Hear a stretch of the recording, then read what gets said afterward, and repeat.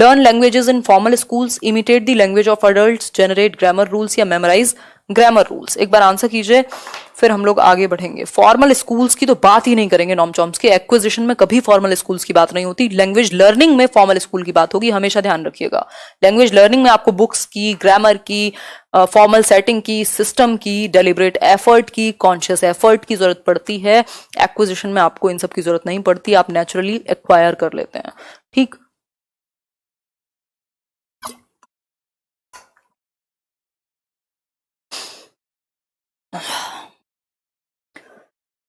Exactly answer C ही सही है।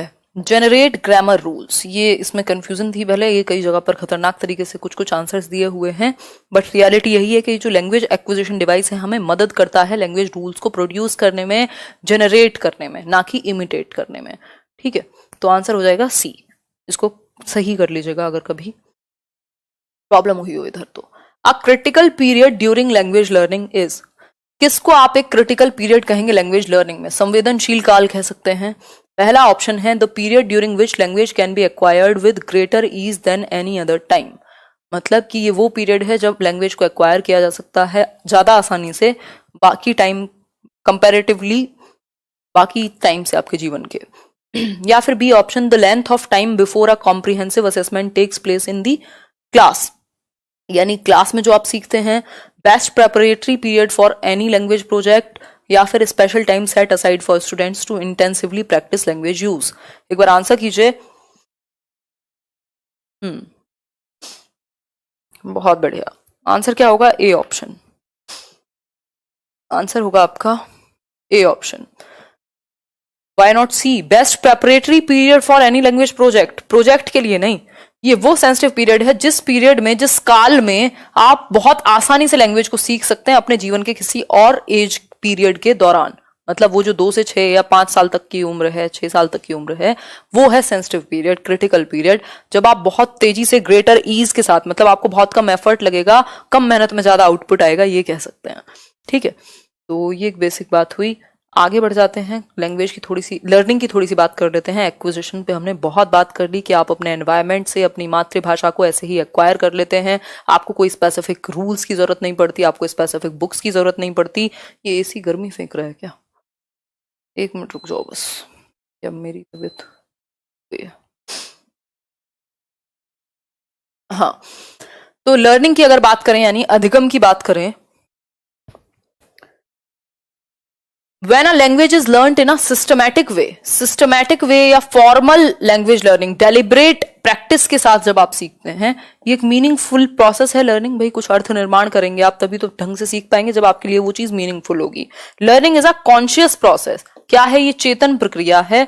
It is more effective when it is done in a meaningful situation या फिर familiar environment, यानी environment ऐसा हो जहां बच्चों को एक्सेप्टेड फील हो, उसको परिचित फील हो, वो अपनी बात को एक्सप्रेस करना चाहे, चाहे टूटी फूटी लैंग्वेज बोले। यानी कि यहाँ सिस्टमैटिक वे में सीखोगे, कॉन्शियसली सीखोगे, यानी डेलिब्रेट एफर्ट करना पड़ेगा आपको कॉन्शियसली, रूल्स को बुक्स के थ्रू, आपके ग्रामर के थ्रू, टीचर्स के थ्रू, उस तरीके से आप सीखोगे। फॉर एग्जाम्पल इंग्लिश कह सकते हैं हम, यहाँ पर आ जाएगी कि हम इंग्लिश को लर्न करते हैं ज्यादातर लोग, और क्योंकि हमारे एनवायरमेंट में नहीं है या हमारी मातृभाषा नहीं है, और हिंदी को हम एक्वायर करते हैं, ये कह सकते हैं।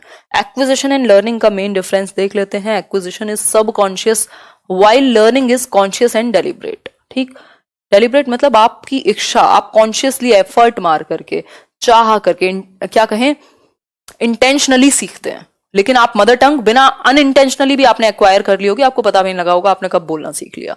ठीक, ऐसा थोड़ी था कि मम्मी लाओ किताब लाओ और घर वाले किताब लाए और आपको पढ़ा पढ़ा करके जब बोलना सिखाया, ऐसा नहीं था। फिर है नेक्स्ट पॉइंट, जूम कर दो, कर देंगे जी जूम।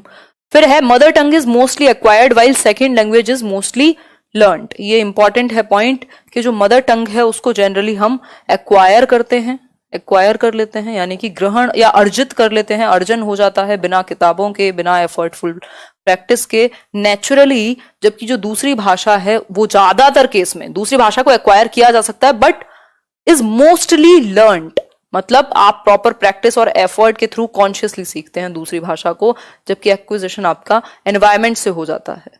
ठीक, तो ये एक बेसिक बात है, एक्विजिशन सब कॉन्शियस है और लर्निंग कॉन्शियस है। यहां तक की कहानी क्लियर हो गई होगी आपको? रिफ्रेश करके देखिए, ऐसा कैसे हो सकता है कि क्लियर ना दिखे, आपके नेटवर्क में इशू है। एक क्वेश्चन देख लीजिए, learning a new language after puberty leads to dash of a foreign language. मतलब एक लैंग्वेज को प्यूबर्टी के बाद सीखना। प्यूबर्टी मतलब आपकी वो जो टीन एज है, वो जो एडोलेसेंस है, वो जो आपकी 10-12 साल के बाद की जो उम्र है, ठीक, तो उस केस में ये आप एक फॉरेन लैंग्वेज को सीख रहे हैं प्यूबर्टी के बाद, मतलब अर्ली चाइल्डहुड के बाद कह सकते हैं, इवन लेटर चाइल्डहुड के बाद आप सीख रहे हैं, तो क्या होगा? नॉर्मल एक्विजिशन होगा, ग्रेटर मास्टरी होगी, लॉस ऑफ मास्टरी या डिफिकल्टी इन एक्विजिशन। तो ये बात हमने बहुत अच्छे से डिस्कस की थी कि यदि आप एक टाइम के बाद लैंग्वेज सीखते हैं, यानी कि अगर आप अर्ली चाइल्डहुड पीरियड के बाद या आप जितनी ज्यादा उम्र में आप लैंग्वेज सीखेंगे उतनी आपको डिफिकल्टी हो सकती है एक्वायर करने में, एक्विजिशन में, ठीक। तो जब आप प्यूबर्टी के बाद अगर लैंग्वेज सीख रहे हैं, कोई फॉरेन लैंग्वेज वो भी, तो उसमें क्या होगा? डिफिकल्टी होगी उसको एक्वायर करने में। लर्निंग तो कर सकते हैं, हमें बहुत सारे रूल्स पता है, लिटरेचर पढ़ लेते हैं, लेकिन उसको नॉर्मली यूज करने में हमें कंफर्टेबली प्रॉब्लम होती है, या ओवरऑल भी एक अंडरस्टैंडिंग में हमें प्रॉब्लम होगी, ये कह सकते हैं। Home language is dash in a natural way. Home language को हम क्या करते हैं? एक नेचुरल वे में प्रमोट करते हैं, एक्वायर करते हैं, लर्नड होती है या फिर टॉट यानी पढ़ाई जाती है। एक बार आंसर कर दीजिए, फिर हम लोग आगे बढ़ेंगे, आज के सेशन को करेंगे कंटिन्यू, ठीक है बात।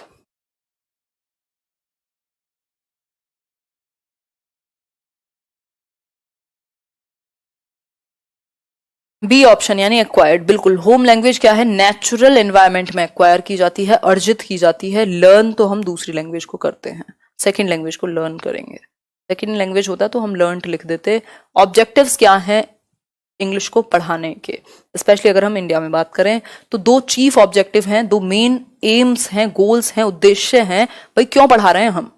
उसका रीजन है लैंग्वेज डेवलपमेंट, या एक बेसिक प्रोफिशिएंसी आ जाए हमारी लैंग्वेज स्किल्स को लेकर के, ताकि हम भाषा को ठीक ठाक तरीके से यूज तो करना शुरू कर दें, एटलीस्ट उसकी जितने भी स्किल्स हैं उनको हम यूज करना शुरू कर दें। LSRW, listening, speaking, reading, writing, इन पर इतनी पकड़ हो कि अपनी बात को अच्छे से कह सुन पाएं, पहुंचा पाएं और सामने वाले की बात को रिसीव कर पाएं। दूसरा एक उद्देश्य है बहुत बड़ा कि जब ये हो जाए तो लिटरेरी डेवलपमेंट, भाई लिटरेचर को आप अच्छे से पढ़ें, फिर हिस्ट्री को आप अच्छे से पढ़ें, अपनी नॉलेज के लिए आप उसको और नेक्स्ट लेवल पे ले जाने के लिए चीजें, क्रिएटिविटी और ये सारी चीजें फिर आपकी डेवलप होनी चाहिए।